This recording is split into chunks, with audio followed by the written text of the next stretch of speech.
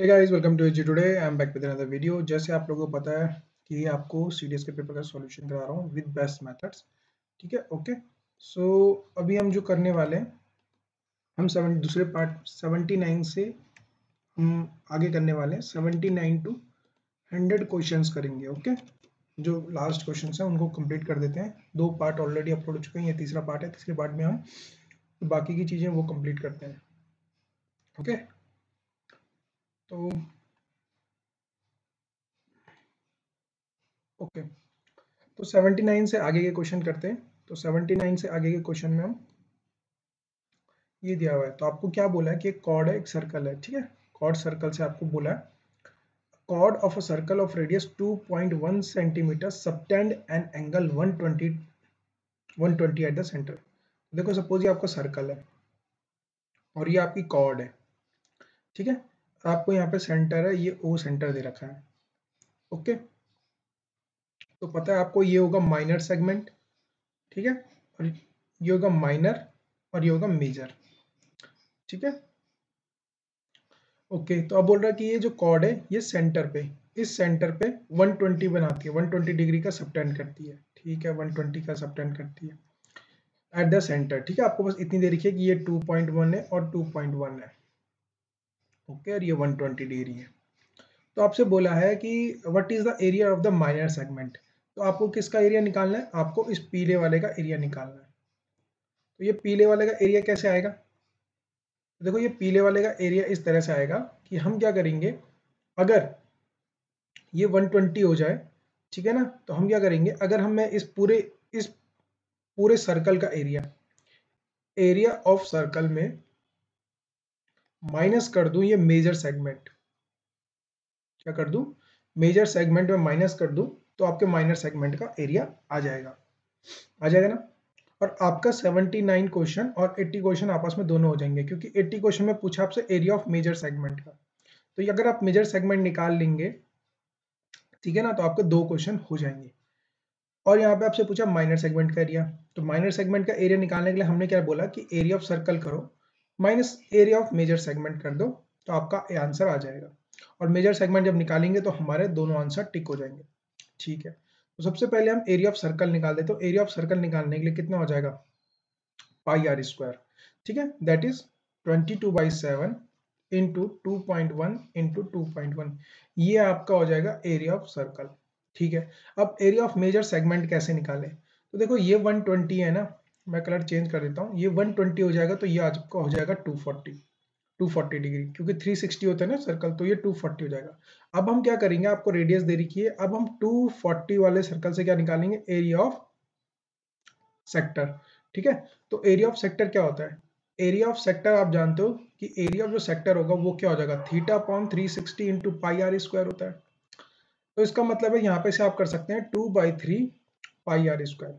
तो ये area of sector आ गया, ये वाला एरिया निकला अभी अभी हमारा, ये वाला एरिया निकला है जो मैं ब्लू से कर रहा हूँ, ठीक है। ये वाला आपका आ जाएगा 2/3 पाई आर स्क्वायर, और ये आपका पाई आर स्क्वायर है एरिया ऑफ सर्कल, ठीक है, फाइन। लेकिन अभी आपको ये वाला ट्रायंगल आपका छूट रहा है, तो इस ट्रायंगल को मैं यहाँ पे दिखा रहा हूँ आपको। ये ट्रायंगल कुछ ऐसा है। तो आपको याद रखना है कि जब भी 120 डिग्री होता है, कोई ट्रायंगल 120 बनाता है, अगर ये ए है, ये ए है, तो ये a√3 होती है, ओके। ये a√3 होगी, तो ये वाली जो लेंथ हो जाएगी आपको मिल जाएगी मतलब 2.1 इंटू √3, आपको ये पूरी कॉर्ड की लेंथ हो जाएगी। पूरी कॉर्ड की लेंथ कितनी हो जाएगी, 2.1 इंटू √3। अब इस ट्राइंगल का एरिया अगर मैं निकाल दूं, एरिया ऑफ सेक्टर में जोड़ दूं, तो हमारा मेजर सेगमेंट का आपका आंसर आ जाएगा, ठीक है ना। तो मुझे निकालना क्या है, इस वाले का एरिया निकालना है, ठीक है, इस वाले का एरिया निकालना है।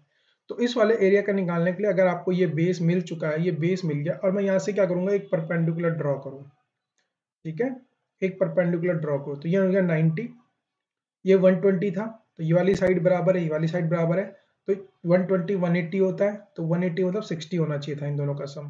तो ये 30 हो जाएगा, ये 30 हो जाएगा, ये 30 हो गया, ये 60 हो गया, 90 हो गया। 90 के सामने अगर a है, 90 के सामने a है, तो 30 के सामने क्या होता था, ये हो जाएगा a/2। तो मतलब इसकी जो ये वाली लेंथ है वो a/2 हो जाएगी, मतलब हाइट कितनी हो जाएगी, हाइट हो जाएगी आपकी 2.1 डिवाइडेड बाय 2, क्योंकि आपने क्या बोला ए की लेंथ कितनी दे रखी है 2.1, तो आपको बेस मिल चुका है 2.1 रूट 3, हाइट आपको मिल चुकी है 2.1 बाई 2, और आप जानते हो कि उसका एरिया ऑफ ट्राइंगल क्या होता है, एरिया ऑफ ट्राइंगल। तो एरिया ऑफ ट्राइंगल कितना होता है, आपका एरिया ऑफ ट्राइंगल हो जाएगा half into 2.1 divided by into 1 into root 3, और रूट 3 आपको बोला है कि आपको क्या करना है 7.32 से आपको मल्टीप्लाई करना है। तो आप जब इसको सॉल्व करोगे तो ये आ जाएगा 2.1 का whole square into 1.732 divided by 4। Okay guys, तो यहाँ से अगर आप करोगे तो आपका आंसर आ जाएगा। तो सबसे पहले अगर आप इन दोनों का एरिया ऑफ सेक्टर, ये ब्लू वाला ये पर्पल वाला को ऐड करोगे तो आपका मेजर सेगमेंट का एरिया आ जाएगा, जो कि आप मैं बताता हूँ आपको करना क्या है। यहाँ पे आ जाएगा 2/3 इंटू 22/7 इंटू 2.1 इंटू 2.1, ठीक है। तो अगर आप एरिया ऑफ सेक्टर निकालोगे तो ये आएगा अप्रोक्सीमेटली 9 के आसपास, ठीक है, और ये आएगा आपका 1 पॉइंट कुछ। तो इन दोनों का सम अगर आप मल्टीप्लीकेशन करके आओगे तो इसका आंसर जो आएगा वो नियर बाय इसके आ जाएगा 11.15 के आसपास आ जाएगा, ठीक है ना। तो आपका आंसर आ जाएगा, आप लोग मल्टीप्लीकेशन करके चेक कर सकते हो, ठीक है ना। मैंने आपको वे बता दिया कैसे करना है, बाकी जो आंसर मेजर सेगमेंट आ जाएगा ये। अब अगर आप 11.1 निकालोगे और इसको आप मल्टीप्लाई करोगे तो ये 13.86 समथिंग कुछ आएगा, ठीक है। और इसमें से आप 11.15 माइनस करोगे मेजर सेगमेंट का तो आपका माइनर सेगमेंट आ जाएगा, जो कि अप्रोक्सीमेटली 2.71 के आसपास आ रहा है, ठीक है ना। 11 में से माइनस करोगे 2 और यहाँ पे आएगा 2.71, ठीक है। तो आपका आंसर ये हो जाएगा। अब तो आपको बात समझ आ गई होगी। एरिया ऑफ सर्कल कितना आ रहा है total 13.86, area of major segment कितना आ रहा है 11.5। इन दोनों का जब आप माइनस करोगे तो जो बचेगा वो आपका माइनर सेगमेंट होगा, दैट इज 2.83। तो मतलब येलो वाले की वैल्यू कितनी आ गई 2.71। तो हमने 79 और 80 दोनों क्वेश्चन कर दिए हैं, ठीक है। अब आते हैं हम 81 की तरफ, ठीक है। तो ABC is a triangle with side AB is equal to 6 centimetre. A B की आपको 6 सेंटीमीटर दे रखी है, बी सी 10 दे रखा है और सी ए आपको दे रखा है 8 सेंटीमीटर। तो ये डायरेक्टली एक ट्रिपलेट बन रहा है, मुझे दिख गया है कि यहाँ पे ए होगा, यहाँ पे बी होगा, यहाँ सी होगा। ये 10 दे रखा है, ए बी की वैल्यू आपको दे रखी है 6 और बी सी ए सी की वैल्यू आपको दे रखी है 8। With vertices A B C as a centre 3 circle are drawn, जो एक दूसरे को क्या करते हैं इंटरनली टच एक्सटर्नली, मतलब एक दूसरे को टच करते हैं, ठीक है। यहाँ से आपने टच कर दिया इस तरह से, एक सर्कल ये हो गया, ठीक है, और दूसरा सर्कल यहाँ से कुछ इस तरह से गया, इसको सेंटर मान के बनाया है, ठीक है। और तीसरा सर्कल कुछ इस तरह से गया जो इनको एक्सटर्नली टच करता है, ठीक है। तो देखो अगर सपोज मैं इस वाली लेंथ को x मान लेता हूँ, इसकी रेडियस x, तो ये भी x हो जाएगी, क्यों, क्योंकि दोनों रेडियस है यहाँ तक, है ना। फिर यहाँ पे अगर ये x मानी तो ये वाली पोजीशन कितनी क्या हो जाएगी 6 माइनस एक्स होगी। उसी तरह ये भी क्या हो जाएगी 6 माइनस एक्स हो जाएगी, क्योंकि रेडियस है। अगर ये 6 माइनस एक्स होगा यहाँ तक, ठीक है, तो बचा ये वाला पोजीशन और ये वाला पोजीशन, तो ये कितनी हो जाएगी 10 माइनस एक्स और ये भी हो जाएगी 10 माइनस एक्स। अब आप क्या करो, अब दो तरीके से सोचो, देखो क्या सोचा कि इस वाली रेडियस से तो ये 10 माइनस एक्स हो रही है, यहाँ से 10 माइनस एक्स, लेकिन यहाँ पे अगर आपने इसको 6 माइनस एक्स मान दिया जबकि टोटल 8 है, तो इसका मतलब क्या हो जाएगा दोस्तों कि जो ये वाली पोजीशन होनी थी एक्चुअल में होनी थी 8 माइनस 6 माइनस एक्स, और ये वाली जो पोजीशन है आपने इक्वल टू बोल रखा है कि ये तो 10 माइनस एक्स आ रही है, तो यहाँ पे हमने कंपेयर कर दिया कि 8 minus 6 minus x is equal to 10 minus x की इक्विवेलेंट होनी चाहिए थी। तो ये आ जाएगी 2 माइनस एक्स, और सॉरी ये 6 माइनस एक्स हो जाएगी ना, तो 8 माइनस ये प्लस में होगा, ठीक है, is equal to 10 minus x. तो ये x इधर चल जाएगा 2x हो जाएगा, ये 8 हो जाएगा, x की वैल्यू आ गई 4, तो मतलब x इज इक्वल टू क्या हो जाएगा 4। तो वो बोल रहा है what is the sum of the radii. तो देखो यहाँ पे x की वैल्यू 4 आ जाएगी, इस वाले की रेडियस 2 आ जाएगी और इस वाले की रेडियस कितनी आ जाएगी, ये 2 प्लस एक्स आ रही थी ना, तो 6 आ जाएगी, ठीक है। इस वाले की रेडियस कितनी आ जाएगी 6 आ जाएगी, क्योंकि x इक्वल टू 4 है ना, तो इस वाले सर्कल की 6, इस वाले सर्कल की 4 और इस वाले सर्कल की 2। तो बोल रहा सम करो, तो 6 प्लस 4 प्लस 2 कर देंगे तो आपका आंसर आ जाएगा कितना, आपका आंसर आ जाएगा 12, ठीक है। नेक्स्ट क्वेश्चन देखते हैं। नेक्स्ट क्वेश्चन में क्या बोला, what is the length of the altitude of a triangle drawn from a vertex AC on B। तो AC में क्या बोला, what is the length of the altitude of the triangle drawn from the vertex A on BC। तो vertex A से BC में आप जानते हो कि ये का एक equilateral sorry right angle triangle है, और राइट एंगल ट्राइंगल में अगर आपको ये दे रखा है 6, ये दे रखा है 8, ये 10 दे रखा है, आपको यहाँ पे ये एल्टीट्यूड पूछी होती है, तो हम कुछ नहीं करते हैं, 6 इंटू 8 डिवाइडेड बाई 10, मतलब इस वाली साइड ये वाली साइड का मल्टीप्लीकेशन डिवाइडेड बाई 10 करेंगे तो ये 4.8 आ जाएगा। ठीक है ना? ओके, नेक्स्ट क्वेश्चन की तरफ चलते हैं। यहाँ पे बोला है आपका क्या दे रखा है कि A P Q R the area of the sector ABC with in the triangle which of the following is correct. Okay ठीक है, जो ये सेक्टर बन रहे थे ना, मैं इनको कलर कर देता हूँ। एक ही वाला सेक्टर बन रहा है, ठीक है, एक ही वाला सेक्टर बन रहा है आपका, ठीक है, इस वाले से आपका सेक्टर बन रहा है, और तीसरा वाला जो आपका ये बन रहा है वो ये बन रहा है, ये 3 सेक्टर बन रहे हैं, तो वो इन 3 सेक्टर को बोल रहा है। ठीक है ना? तो बोल रहा है कि अगर P, मतलब जो ये वाला, जो ये पर्पल वाला है, इस पर्पल वाले को P बोला है इन्होंने, P, ठीक है, इसको बोला आपने Q और इसको बोला आपने R, ये एरिया है। ठीक है, फिर बोल रहा है कि आपका क्या है, एरिया विद इन ट्राइंगल, तो इनमें से कौन सा करेक्ट है, तो P इज इक्वल टू, मतलब जो एरिया होगा सेक्टर का वो हो जाएगा 1/4। तो हम जानते हैं कि जो A था, A के लिए उसकी रेडियस थी R इज इक्वल टू 2, है ना, R इज इक्वल टू 2 थी, और थीटा कितना बना रहा था, 90 डिग्री बना रहा था। ओके, अगर थीटा डिग्री 90 डिग्री बना रहा था तो आगे करते हैं, तो थीटा इज इक्वल टू, जब एरिया ऑफ सेक्टर निकालते हैं तो हम क्या करते हैं, 90/360 इंटू 22/7 इंटू 2 इंटू 2, तो 94 जा 1/4 आएगा, और ये 4 से 4 कट जाएगा, जो कि आपका आंसर आएगा कितना, 22/7, दैट इज पाई।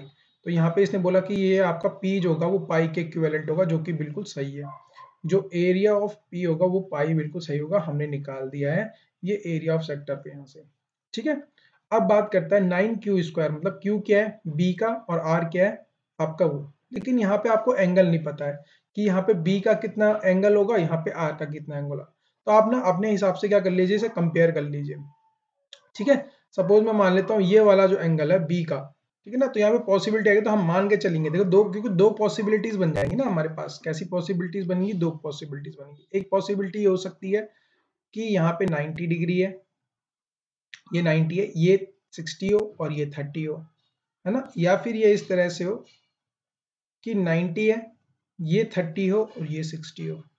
ठीक है, तो हम पे ये दो पॉसिबिलिटीज है, लेकिन हम नहीं कह सकते हैं। ठीक है, तो मैं बी को चलो 60 पहले वाली कंडीशन से लेके चलता हूँ, और ये करेंगे इसमें 9 मल्टीप्लिकेशन प्लस 4R, आर ये वाला है आपका, ठीक है ना, आर ये वाला, आर का ये वाला सेक्टर बन रहा था ना आर, और बी वाला सेक्टर बन रहा था ऐसा। तो हम एक वाली पहली वाली कंडीशन को देख के चलते हैं, जिसमें R30 था, B60 था। ठीक है, तो हम पहली वाली कंडीशन लेके चलते हैं,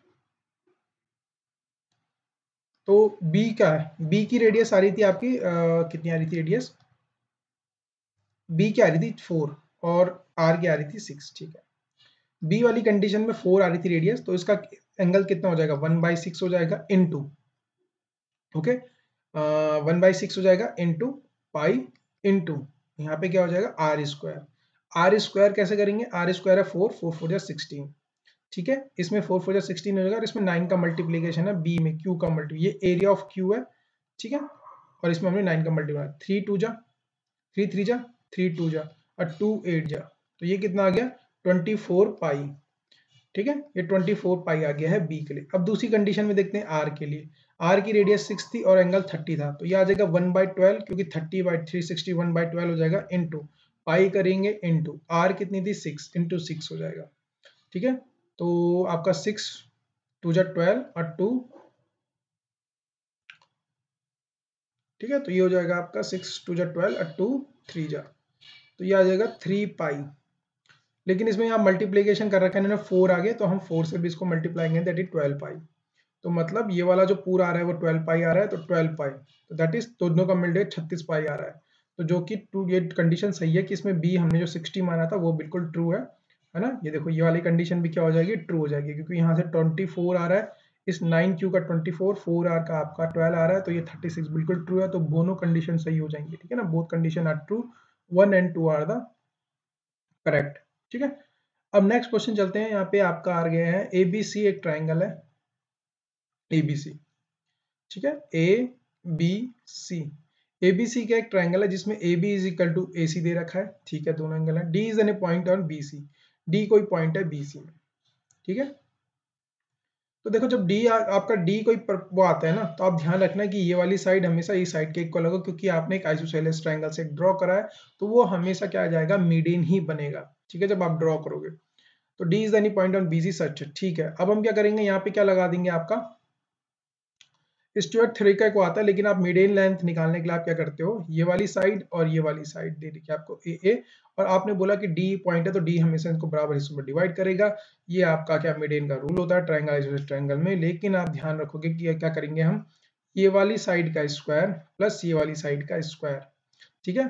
तो ए स्क्वायर मतलब सॉरी ए बी का स्क्वायर करेंगे प्लस ए सी का स्क्वायर करेंगे, वो इक्विवेलेंट होता है ये वाले इंटू ये वाला, क्योंकि ये 1:1 में तो इन दोनों का सम होता था, तो यहाँ पे 1 1 है तो हम 2 लगा देंगे। फिर करते थे जो आपकी मीडियन होती थी ए डी का स्क्वायर प्लस, या तो आप बी डी ले लीजिए या सी डी ले लीजिए, क्योंकि दोनों बराबर है, मैं बी डी ले लेता हूँ, बी डी का स्क्वायर। कोई दिक्कत है आपको? अब यहाँ पे ए बी और ए सी आपस में इक्वल है, तो आप दोनों के दोनों यहाँ पे ए सी ए बी दिख रहा है, तो आप मैं मान के चल लेता हूँ ए सी में रख के देख लेता हूँ, ठीक है। चलो मैं दोनों को ए सी रख लेता हूँ, तो ये हो जाएगा 2 ऑफ ए सी स्क्वायर हो जाएगा A C into A D का स्क्वायर प्लस बी डी का स्क्वायर। तो यहाँ से 2 से 2 कट जाएगा, यहाँ आ जाएगा A C square minus A D का square is equal to B D का स्क्वायर। अब मैंने कहा कि आइसोसेलेस ट्रायंगल है, तो बी डी जो लेंथ होती है वो ए सी डी के इक्विवेलेंट होगी, तो मैं बी डी को क्या लिख सकता हूँ, B D into B D लिख सकता हूँ, और आप लिख सकते हो A C square minus A D का square is equal to B D into, check करने के लिए सी डी भी रख सकते हो। तो बस आपका option B is the correct answer, देखो है ना। तो आपका कौन सा सही हो जाएगा, आपका बी करेक्ट हो जाएगा, बी आपका सही आ रहा है, मैंने आपको जो बता दिया। इसी तरह अगर आपको बोला है यहाँ पे ए डी अगर 5 हो जाए, अब इसने थोड़ी कंडीशन चेंज कर दिया, इसने क्या बोला है, ये ट्राइंगल है, यहाँ पे ए दे रखा है, बी दे रखा है, ये सी दे रखा है। अब इसने यहाँ पे बोला कि ए डी अगर क्या हो जाए, ए डी को 5 कर दिया, यहाँ पे इसने 4 कर दिया, और सी डी को इसने 6 कर दिया, ठीक है। और what is A B equal to, हमसे पूछा कि ये कितने के इक्वल होगा। तो देखो सबसे पहले उसने बाकी सब चीजें चेंज कर दी, लेकिन उसने ये चेंज नहीं किया कि ये दोनों ए है ये भी ए है, तो मतलब अभी भी आइसोसेलेस ट्रायंगल है। अगर ये आइसोसेलेस ट्रायंगल होगा तो देखो जो ये मैंने ये आपको ये बताई ना, ये मीडियन, ये स्टुअर्ट का एक एप्लीकेशन है, एक स्टुअर्ट थ्योरम होती है उसका डायरेक्टली क्या है, एक एप्लीकेशन है कि एक आइसोसेलेस ट्रायंगल आप उससे कोई लाइन ड्रॉ करोगे तो वो हमेशा मीडियन होगी, तो आपको आइसोसेलेस ट्रायंगल का क्या रूल है। लेकिन यहाँ पे एक स्टुअर्ट थ्योरम होती है। अब ये क्वेश्चन जो होगा ये इस वाले मेथड से ना होकर ये स्टुअर्ट थ्योरम में जाएगा, क्योंकि उसने डेटा चेंज कर दिया, क्योंकि यहाँ पे बी डी और सी डी आपस में इक्वल नहीं है ना। तो क्या करेंगे हम करेंगे पहले इसका स्क्वायर, फिर इसके साथ मल्टीप्लीकेशन, फिर इसका स्क्वायर, और फिर इसके साथ मल्टीप्लीकेशन। तो देखो करना कैसे है, मैं कहता हूं कि ए बी का स्क्वायर इंटू 6 प्लस ए सी का स्क्वायर इंटू 4, ठीक है। फिर क्या करते हैं, फिर इन दोनों का सम करते हैं, जैसे मैंने यहाँ पे बताया ना 2 कैसे आया था, इन दोनों का सम करो, तो आप बोलोगे 6 प्लस 4 इज इक्वल टू 10, मैंने कहा ठीक है। फिर आपने कहा कि क्या होगा, ए डी का स्क्वायर होगा, दैट इज 25, ठीक है। प्लस उसके बाद क्या होता है, यहाँ पे मैंने बी डी लिख लिया, लेकिन आप बी डी नहीं लिखोगे, आप क्या लिखोगे, इन दोनों का मल्टीप्लीकेशन होता है, 4 इंटू 6 का मल्टीप्लीकेशन होगा, दैट इज 24, ओके। तो यहाँ पे देखो 6 या जगह अब ए सी ए बी के इक्वल है, तो मैं डायरेक्टली यहाँ पे ए बी लिख लेता हूँ, आप बोलोगे सीधे सीधे 10 ए बी का square is equal to 10 into 49 है, ठीक है ना। तो यहाँ से 10 से 10 कट जाएगा और ए बी की वैल्यू आ जाएगी आपकी 7, ठीक है। ये 7 आपका आंसर आ जाएगा, 6.5 गलत है, ठीक है ना, 7 आपका करेक्ट आंसर आ जाएगा। नेक्स्ट क्वेश्चन की तरफ चलते हैं। देखो नेक्स्ट क्वेश्चन की तरफ चलेंगे, तो नेक्स्ट क्या बोल रहा है, एबीसी ट्रायंगल जिसमें क्या है, ए बी की लेंथ कितनी है, 1.6 है। चलो यहाँ पे ए बी की लेंथ है 1.6, 16, बी सी की लेंथ है 63 और ए सी की लेंथ है 65। यहाँ पे क्या है, डेसिमल में हटा चुका हूँ, ठीक है, मैं अपने कन्वीनियंस के लिए। तो आप लोग सबसे पहले अगर आपने ट्रिपलेट याद है तो अच्छी बात है, अगर नहीं है तो एक बार कंफर्म कर लीजिए कि ट्रिपलेट होगा कि नहीं होगा। 63 और 16 का स्क्वायर जो होता है वो क्या होता है, 65 के स्क्वायर के इक्विवेलेंट होता है। देखो अगर आपने बहुत अच्छी प्रिपरेशन करनी है तो हमेशा क्या करो, 2-3 स्टेप एक्स्ट्रा करो, जो भी आप जहां से भी सीख रहे हो उससे ना 3-4 चीजें एक्स्ट्रा सीखने की कोशिश करो खुद से।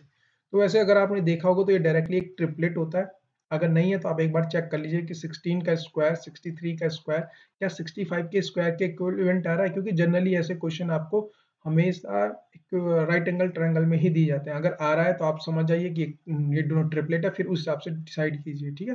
ये थोड़ा टाइम कंज्यूमिंग है, इसलिए आप क्या करें, चीज़ों को याद करके रखिए। तो 16 ए बी की वैल्यू मुझे दे रही है 16, ये मैं मान लेता हूँ, एंड बी सी की वैल्यू सी ए, तो ये हो जाएगा A, ये हो जाएगा C, ये हो जाएगा 6.5। तो 6 पॉइंट, अभी मैं क्या कर रहा हूँ, डेसिमल हटा के चल रहा हूँ, ठीक है, मैं डेसिमल में नहीं कर रहा हूँ काम, मैंने सिर्फ ये कर लिया कि ये 6.3 है। ओके फाइन, इस तरह से ये ट्रिपलेट होगा।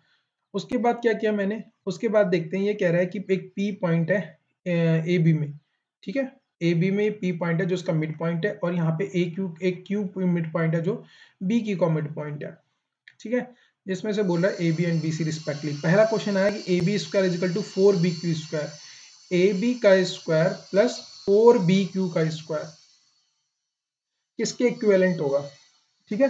तो एक चीज नोटिस करो आप, जो यहाँ पे 4 बी क्यू स्क्वायर है और ए बी स्क्वायर है, तो बी क्यू क्या है, बी क्यू क्या है बताओ, बी क्यू है आपका बी सी का, बी सी बाई 2, मतलब ये टोटल बी सी है, उसका हाफ है बी क्यू, ठीक है। अगर मैं यहाँ पे 2BQ कर दूं इज इक्वल टू BC होगा, कोई दिक्कत आपको? अगर मैं इसका स्क्वायर कर दूं, इसका स्क्वायर कर दूं दोनों बोथ साइड, तो 4BQ का स्क्वायर जो होगा वो आपका BC के स्क्वायर के इक्विवेलेंट होगा। अब यहाँ पे हम डायरेक्टली लिख सकते हैं AB का स्क्वायर प्लस BC का स्क्वायर जो होगा वो 65 के स्क्वायर के इक्विवेलेंट होगा, है ना। और 65 का इक्विवेलेंट होता है, जब भी यहाँ पे 5 आता है तो 65 इंटू 65 अगर आपको मल्टीप्लीकेशन करना आता है तो हम क्या करते हैं, 5 5 25, फिर जो 6 से एक बड़ा नंबर है उसका मल्टीप्लीकेशन, 6 से बड़ा 7, 7 6 जा 42, तो 4225। तो आपको पता है कि जो इसका स्क्वायर रूट होगा 4225 होगा, और हमने डेसिमल उतार रखे हैं, ठीक है ना। तो यहाँ पे 2 डेसिमल आएंगे, 100 से डिवाइड हो जाएगी, 100 से डिवाइड हो जाएगा तो आ जाएगा 4.25। तो उसकी ऑप्शन यहाँ पे ये वाला है, ठीक है ना। होप सो आपको बात समझ आ गई हमने क्या किया। फिर कहता है A Q square plus C P square, तो देखो डायरेक्टली एक फॉर्मूला होता है इसके ऊपर, आपने पढ़ा होगा, ए बी क्यू हो गया और ये सी पी हो गया यहाँ पे, और ये मिड पॉइंट है, अगर मिड पॉइंट को टच करती हैं या ये मिडेन है और एक राइट एंगल ट्राइंगल में है, तो आपको एक डायरेक्टली चीज यादनी है कि 4 ऑफ ए क्यू का स्क्वायर प्लस सी पी का स्क्वायर जो होता है वो 5 ऑफ ए सी के स्क्वायर के इक्विवेलेंट होता है, ठीक है। तो यहाँ पे A Q square plus C P square जो आपसे पूछ रहा है वो हो जाएगा 5/4 ए सी के स्क्वायर, ये एक डायरेक्टली रूल है, ठीक है। तो ये आ जाएगा 1.25 A C square. Okay guys, तो ये हो जाता है आपका 1.25, that is C option is the correct answer. फिर 88 की तरफ चलते हैं, यहाँ पे बोल रहा है ये आपको मल्टीप्लीकेशन करना पड़ेगा, 4 ऑफ सी पी का square minus of A Q का स्क्वायर। गाइस अगर आप चाहो तो इसमें से आप 2-3 चीजें थोड़ा सा क्या कर सकते हो, इस चीज को करने के लिए चाहो ये कर सकते हो कि ये हो जाएगा 4 ऑफ सी पी स्क्वायर, देखो सी पी कैसे था, सी पी ऐसे था और ए क्यू ऐसे था, ये बी क्यू है, ये सी है और ये ए है। स्क्वायर निकालना चाहो तो आप बोल सकते हो पी बी का स्क्वायर प्लस बी सी का square minus of A Q square, लिखने के लिए हम लिख सकते हैं ए बी का square minus of B Q का स्क्वायर, ठीक है। अब बी सी को आप चेंज कर लो या फिर इसको चेंज कर लो, तो हम क्या करते हैं 4 ऑफ पी बी के स्क्वायर को मैं लिखना चाहूंगा कि ए बी बाई 2, मतलब ए बी स्क्वायर बाई 4 कर लेंगे, plus B C square minus of A B का square minus of B Q को क्या लिखना चाहूँ मैं, बी सी बाई 2, तो ये जाएगा बी सी स्क्वायर बाई 4, ठीक है। तो यहाँ पे इसको 4 करेंगे, यहाँ पे अगर मैं करना चाहूँ इसे 4 माइनस ये -3/4 आ जाएगा, और यहाँ पे करेंगे हम तो 4 B C square minus 3/4 B C square minus of 3 A B by 4 B C square. यहाँ से 4 से 4 कट गया, और इसे हम कर सकते हैं B C square minus A B का स्क्वायर, ठीक है, 3 into B C plus A B और into B C minus A B कर सकते हैं। तो यहाँ पे आप करना चाहो तो 3 इंटू 63 प्लस कितना आ जाएगा 16, तो 63 प्लस आपका 16 आ गया 69, 10 79, ये आ गया 79 इंटू यहाँ पे आ जाएगा 63 इंटू 16 माइनस कर देंगे तो आपका आ जाएगा 57 और 10 47, 47 का मल्टीप्लीकेशन और डिवाइडेड बाई 100 से मल्टीप्लाई करना है, ठीक है। तो यहाँ पे आप एक चीज देख सकते हो 3 9 27 और 27 इंटू 7 लाइक 49। तो गाइज आपको क्या करना पड़ेगा मल्टीप्लीकेशन करने का, क्योंकि यूनिट डिजिट इसमें जा नहीं रहा है, ठीक है ना। और या तो फिर आप 3 का मल्टीपल चेक कर सकते हो, 9 3 12 13 14, ये 3 से डिवाइड नहीं हो रहा है क्योंकि यहाँ पे 3 है। फिर आप करेंगे 3 9 12 एक 13 के, और 13 और 2 15 और एक 16, ये भी 3 से डिवाइड नहीं हो रहा है। फिर अब यहाँ से करेंगे तो ये 9 3 12, एक 13, 3 16, एक 17, ये भी डिवाइड नहीं हो रहा है। अब करेंगे 1 2 3 9 3 12 13 14 15, केवल एक ही ऐसा नंबर है जो 3 का मल्टीपल है। इस 3 का देखेंगे कि इस 3 के मल्टीपल के सिर्फ यही एक मल्टीपल है जो 3 का 3 से डिवाइड हो सकता है, बाकी हो नहीं रहे।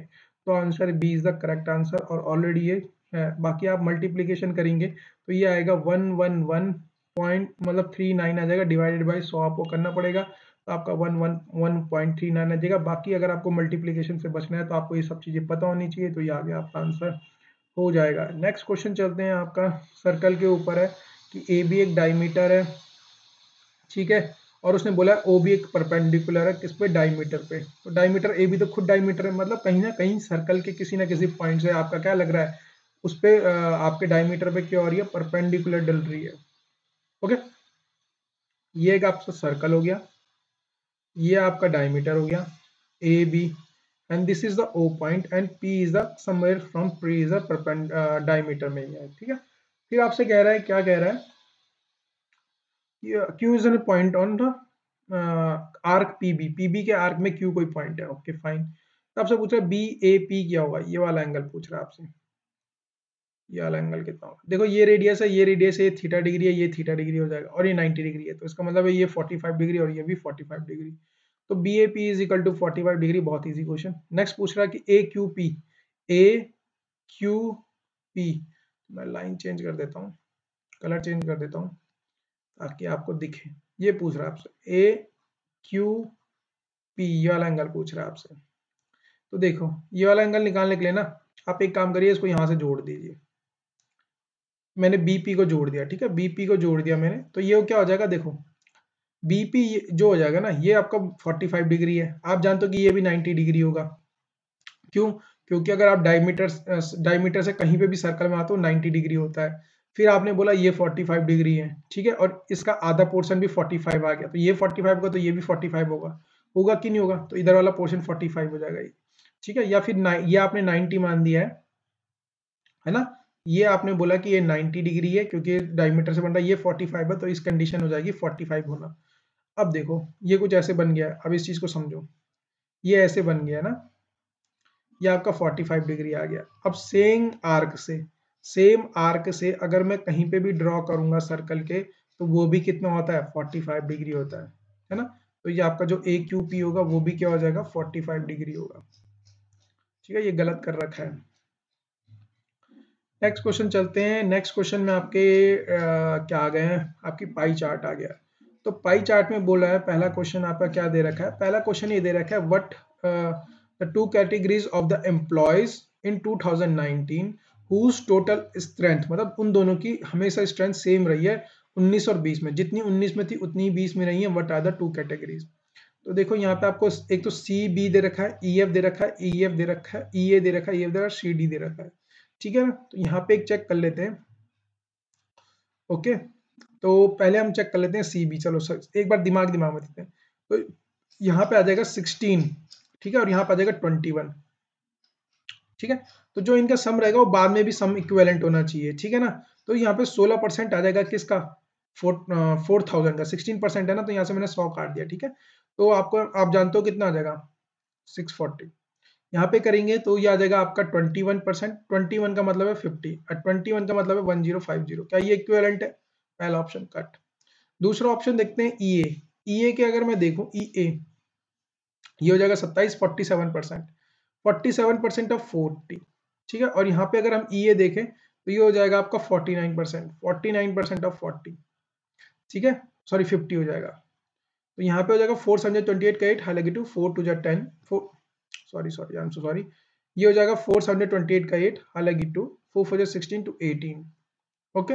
नेक्स्ट क्वेश्चन अगर हम यहाँ पे देखें 445, हालांकि 4 5 4 20 टू 24, ये क्या इक्वल है, नहीं, तो ये आपका ए भी है।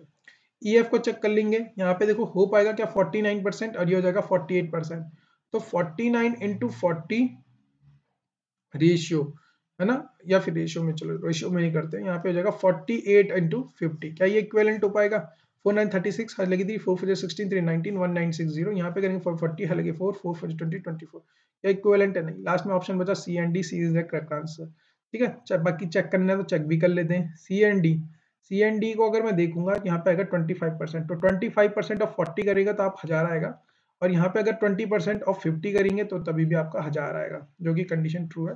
बाकी आपको चेक करना चेक कर लीजिए, अदरवाइज आपको इस तरह से 3 ऑप्शन निकाल दिए थे, तो चौथा ऑप्शन ऑलमोस्ट करेक्ट होने की कंडीशन है, ठीक है ना। नेक्स्ट क्वेश्चन देखते हैं, in which one of the following gross categories of the employ the percentage of the number in 2020 was the maximum, ठीक है।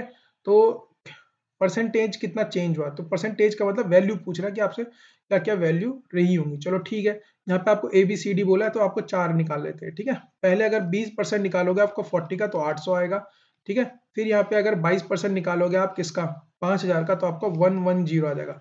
गाइज अभी कैलकुलेशन बहुत क्विक होनी चाहिए। तो ये 2019 में ये 2020 में किसका ए का, ठीक है। दूसरा अगर मैं देखूं बी, बी यहाँ पे 10% नहीं आया तो 6 4 240 आएगा लगभग, और यहाँ पे आप करोगे 10 इंटू 5 इजिकल टू 500 आ जाएगा।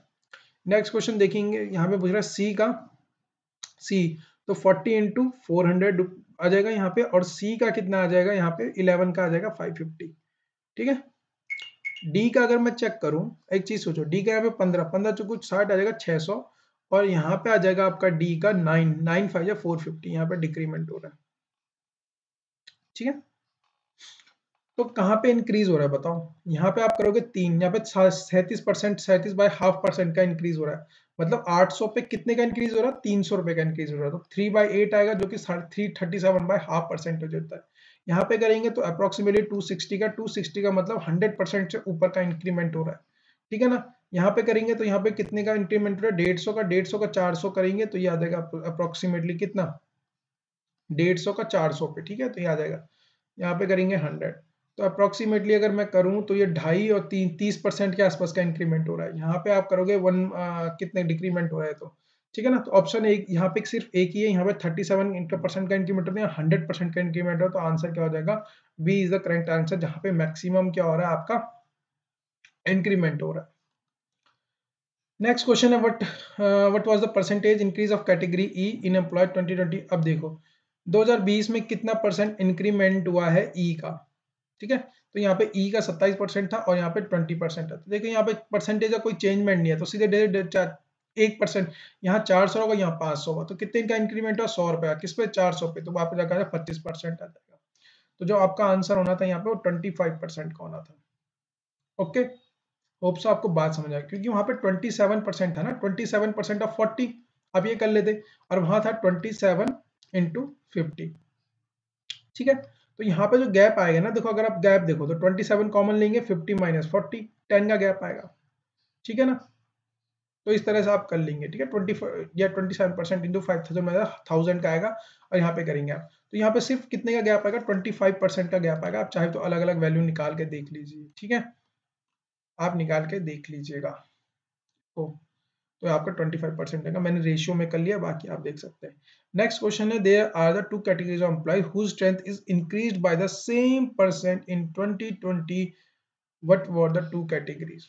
जिन कैटेगरीज में क्या है कि टोटल स्ट्रेंथ ना सेम इंक्रीज हुई है, मतलब कि उन दोनों का सम मतलब एक जैसा इंक्रीज हुआ है, उतना ही परसेंट से इंक्रीज हुआ है, ये कहना चाहता है, ठीक है। तो उतना क्या कौन इंक्रीज हुआ है वो देख लेंगे आप, ठीक है। जैसे यहाँ पे क्या आ जाएगा, जो आपको ऑप्शन दिए हैं वो जल्दी जल्दी आप एक क्विक रिव्यू देख लीजिए उनका।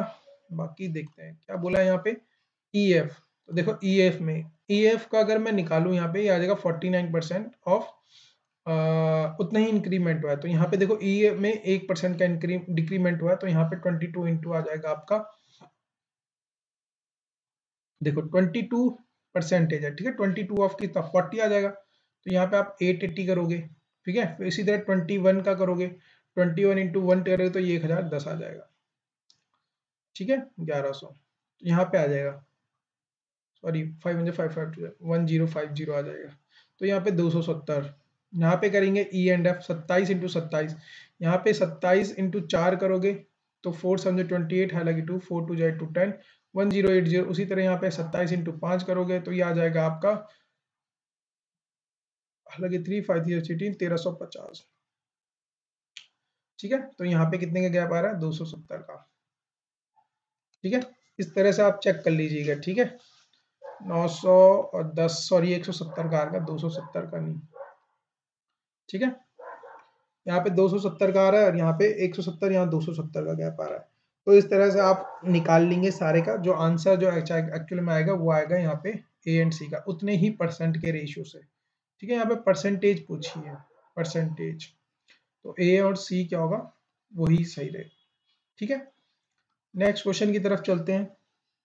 यहाँ पे बोला है the percentage increase in the total production of car from 2014 to 2018। तो 2014 में जो इंक्रीज में है उसमें 2008 का, तो अगर यहाँ पे 2014 का अगर आप लोग देख पा रहे हो तो मैं दिखा देता हूँ 14 में कितनी आ रही है यहाँ पे 500, 5 टू 7 और 3000। तो मतलब 2014 में आपकी कितनी थी, 1000 कार का प्रोडक्शन था। और 2018 में तो ये हो जाएगा 800, 700, 1500 और 1500 और 500 2000। तो यहाँ पे अगर आप 2018 में अगर आप देखोगे तो ये 2000 हो गई है 2018 में। तो इसका मतलब क्या है, यहाँ पे आपका डबल हो रही है। डबल का मतलब 100% से इंक्रीमेंट हो रहा है। 100 खुद था और 100% का इंक्रीमेंट हो रहा है, तभी तो आपका आंसर आ जाएगा 95 का बी। 96 का देखेंगे, consider the production of the each company separately. Her company का सेपरेटली देखना पड़ेगा, जिससे आपके कैलकुलेशन या फिर टाइम कंज्यूमिंग के लिए बोला है। ठीक है, in how many instance was the percentage increase in production, है ना, कितना प्रोडक्शन इंक्रीज हुआ the car from the previous year on the production greater than 20। मतलब पीछे वाले से 20% ज्यादा आपका कार का क्या होना चाहिए, प्रोडक्शन होना चाहिए, है ना। और हर कार का सेपरेटली देखना है। देखो तो पहले 300 था। देखो आपकी ना यहाँ पे आपकी कैलकुलेशन अच्छी होनी चाहिए। ठीक है, आपकी क्या होनी चाहिए, कैलकुलेशन अच्छी होनी चाहिए, जो मैं आपको दिखाता हूँ, देखो कैसे करना है। ठीक है, तो यहाँ पे आपके पहले अगर हम इस ये व्हाइट व्हाइट है वो लाइनें देख रहे हैं, तो ये 300 थी, अब क्या हो गई 300 पे आपका 400 हो गई। तो मतलब 100 बढ़ी है किस पे, 300 पे। और 100 पे 3 अगर हम निकालेंगे तो 100 डिवाइडेड बाय अगर 300, में आपको एक एग्जांपल देता हूँ, ये 33/1/3% होती है, जो कि 20 से बड़ी है। फिर आप 400 से 500 गए, तो 400 से 500 में एक बार आपको दिखाता हूँ कि हम 400 से अब 500 की तरफ जा रहे हैं। तो यहाँ पे 100 इंक्रीमेंट हुआ किस पे, आपका 400 पे, तो ये 25% होता है, तो 2 हो गई है। ठीक है ना, अब हम गए 500 से 600 की तरफ, तो 600 की गए 100 बढ़ा, 100 बढ़ा किस पे, 500 पे, और 100 बटा 500 पे, दैट इज मींस 20%। तो ये बोला greater than 20%, not equal to greater but greater 20%, मतलब 20% है। तो भाई जो ये व्हाइट वाली लाइन है ना, ये व्हाइट वाली लाइन दो दो बारी हमको ऐसा मिल चुका है जहां पे इसने क्या किया है, 20% से ज्यादा ग्रोथ की है प्रीवियस ईयर से पहले। ठीक है, ओके फाइन। तो हमने क्या कर दिया यहाँ पे 2 लिख दिए। ठीक है, 2 हमें एक्स वाली टर्म से मिली है। अब वाई की तरफ आते हैं। वाई ये है 200, 200 से 300 गई, फिर से बढ़ा 150% इंक्रीमेंट हुआ, फिर 300 से गया 500, तो 300 से गया 400। हम अभी व्हाइट वाली नहीं, हम ये स्लैंट वाली देख रहे हैं, वाई देख रहे हैं। ठीक है, तो ये 300 से गया आपका 400, तो 333%। फिर 400 से गया 500, तो 400 से 500 गया तो 25%, तो 3 आ जाएगा यहाँ पे आपका वाई। ठीक है, फिर यहाँ पे आपका क्या है, कोई चेंज नहीं है। फिर आपका ये वाली देखते हैं, ये 500 है। ठीक है, पहली वाली कंडीशन में 500, ये कहाँ गया 500, कोई चेंज नहीं हुआ। फिर 500 से गया 600, तो जैसे ये 100 का इंक्रीमेंट है 20%। फिर आपका 20 600 से गया 700, तो यहाँ पे फिर अब 600 700 जाएगा तो कितना हो जाएगा, 100 का 1/6, अब 1/6 कितना होता है 16/23%, जो कि 20 से कम होता है। तो इस वजह से सिर्फ 2 एक्स में और वाई में आपका 2 और 3 मिलेंगे, दैट इज 5, तो 5 आपका करेक्ट आंसर हो जाएगा। Okay, in which year, 97 question की तरफ चल रहे हैं, in which year the percentage in the increase in the production of the car minimum as compare to the previous year. Previous year के प्रोडक्शन सबसे कम हुए हैं। ठीक है, पिछले पारी से कम पूछ रहा है। ठीक है, तो सबसे कम प्रोडक्शन कहाँ हुआ है, तो देखो 2014 में परसेंटेज पूछ रहा है। ठीक है, परसेंटेज, तो 2014 में कितना हुआ है, 500, 700 और 3000। तो 2014 की बात करूं तो यहाँ पे गाड़ियों का प्रोडक्शन हुआ है 1000। फिर 2015 में देखें अगर हम 500 और 400, 900 और 3 1200, तो यहाँ 1200 हुआ है।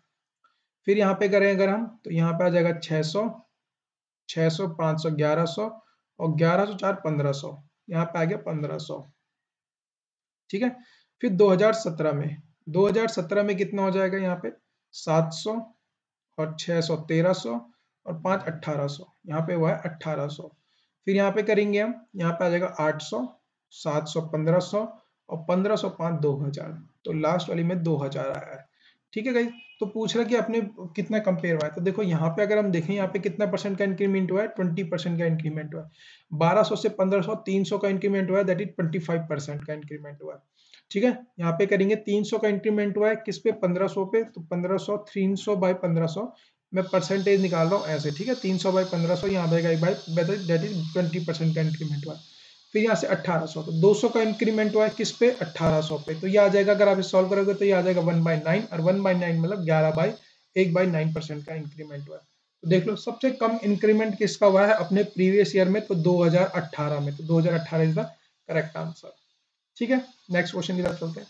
तो बोला in one of the year the percentage in the increase in production of the car was minimum as compare to the previous year, जो कि निकाला कितना था, तो अभी निकाला ना हमने ये 1800, तो सबसे कम कितना परसेंट का इंक्रीमेंट हुआ है, 11/9% का इंक्रीमेंट हुआ है, जो कि आपके 2018 में दिखाया गया था। ठीक है, नेक्स्ट क्वेश्चन की तरफ चलते हैं। अच्छा, आपसे पूछा सीक्वेंस पूछा हुआ है, ठीक है ना। Collect all the sequence of 5 consecutive integers such that their production is equal to the one of these integers। मतलब अगर आप मानो a-2, a-1, a+1, a+2, या फिर ऐसा कुछ भी मान सकते हो, तो वो इनके इक्विवेलेंट होना चाहिए, इनके किसी इक्विवेलेंट के इक्वल होना चाहिए, जो कि आप सोच नहीं सकते हो। ऐसा कभी पॉसिबल हो नहीं पाएगा कि आप इस तरह से कोई मल्टीप्लिकेशन करो और वो इंटीजर उसी के बराबर आ जाए। ठीक है, अपने आप में कोई इंटीजर मल्टीप्लिकेशन होके नहीं आ सकता एक्सेप्ट वो क्या हो, जीरो। ठीक है, उनमें एक टर्म जीरो। ठीक है ना, तो यहाँ पे हमें मानना पड़ेगा एक टर्म क्या है, जीरो है सपोज। तो इस तरह से ऐसे कितने पॉसिबल वेज हैं जिसमें हम क्या करें, आपके मान के चलें। तो देखो उसमें एक ना एक जीरो होना चाहिए और 5 क्या होने चाहिए, कॉन्जिक्यूटिव इंटीजर्स होने चाहिए। तो कॉन्जिक्यूटिव इंटीजर्स मानने के लिए आप क्या कर सकते हो, 0 1 2 3 4। ठीक है, ये 5 हो गए। इसी तरह आप क्या कर सकते हो, पीछे पीछे आगे पीछे ले जा सकते हो। ठीक है ना, तो मैं इसको किस तरह से लिखना चाहूंगा, मैं इसको इस तरह से भी लिख सकता हूँ, -1 ले लो, 1 ले लो, 2 ले लो, 3 ले लो। ठीक है, ये आ गया 5 कॉन्जिक्यूटिव। फिर इसको इस तरह से भी लिख सकते हो, -1 -2। ठीक है, 1 2, इस तरह से भी लिख सकते हो आप। फिर इस तरह से भी लिख सकते हो, -3 -2 -1 0 1, इस तरह से भी लिख सकते हो, -4 -3 -2 -1 0, इस तरह से भी लिख सकते हो आप। ठीक है ना, तो इस तरह कितने पॉसिबल वेज हो गए, 1 2 3 4 5, 5 पॉसिबल ऐसे वेज है जिसमें आप इस तरह से कर सकते हो। ठीक है, अब देखो वो क्या बोला, let p be the smallest integer and q the largest integer occurring in this sequences. मतलब इन जो सीक्वेंसेस है ना, उन सीक्वेंसेस में जो भी पॉसिबिलिटीज बन रही हैं, उस पॉसिबल में क्या हो रहा है, ये जो कलेक्शन है, ये बोला कलेक्शन है x। ठीक है, उसमें उन कलेक्शनों में से जो भी सबसे छोटा हो सकता है और जो सबसे बड़ा हो सकता है, उसका क्या निकालना है आपको, अर्थमेटिक मीन। तो सबसे छोटा कितना, -4, सबसे बड़ा कितना आ रहा है, 4 पूरे सीक्वेंस में। तो पूरे सीक्वेंस में -4 और 4 आ रहा है, तो -4 + 4 डिवाइडेड बाय इसका मीन करेंगे तो आ जाएगा 0/2, दैट इज 0। तो आंसर आ जाएगा आपका 100 का 0। होप सो आपको ये वीडियो पसंद आई होंगी। अब इसके बाद जीएस के पेपर या इंग्लिश का पेपर का सॉल्यूशन लेके आऊंगा। अगर आप एनडीए के बच्चे हैं, तो अगर आपका कोई नोन है एनडीए का, तो आप उसे क्या कर सकते हो, एनडीए का पेपर का सॉल्यूशन भी आपको जो 2021 में इसी वीडियोस के बाद मिल जाएगा। Okay guys, thank you so much for watching this video. मिलते हैं नेक्स्ट वीडियो में नई पेपर के साथ।